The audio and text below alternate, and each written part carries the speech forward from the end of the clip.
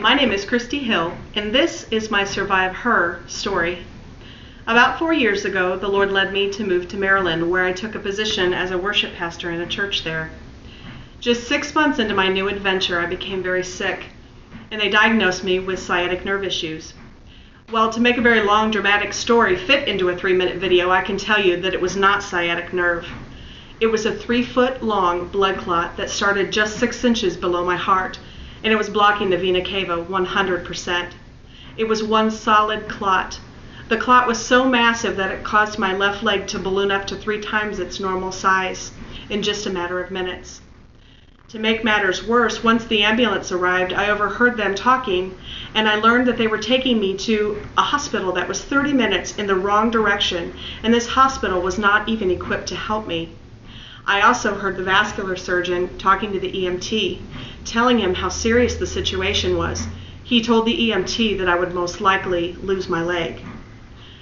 In the back of that ambulance, I was saying to myself, this cannot be happening. I'm 800 miles away from my family. But I can tell you one thing, God was not 800 miles away. He was right there with me in that ambulance. And he had already stopped that clot from entering my heart and killing me instantly to begin with, so surely he could save my leg. Once I finally arrived at the right hospital, I was rushed into surgery, and there they found that I had clotting in my lungs, my abdomen, my groin area, and both of my legs. When the surgeon saw me, he gave me a 5% chance of keeping that leg, but a 5% chance was all that God needed to perform a miracle. I shouldn't be alive. God spared my life. And I shouldn't be standing here today, but I am. He worked a miracle and he saved my leg. What happened to me has left physical scars on my physical body, but the spiritual marks that it has left on me made every moment of it absolutely worth it.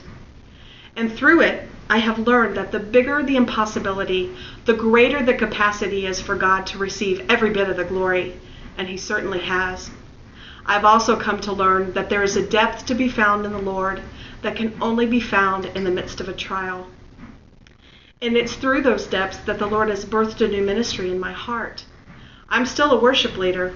I worship with greater passion than I ever have before.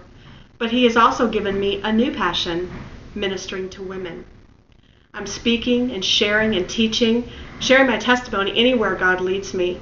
I've also recently become the Women's Ministries Director at my church, and I'm even writing a book. And I know that this trial that I survived in Maryland was the catalyst for these new areas of ministry. I can't wait to see what God does next.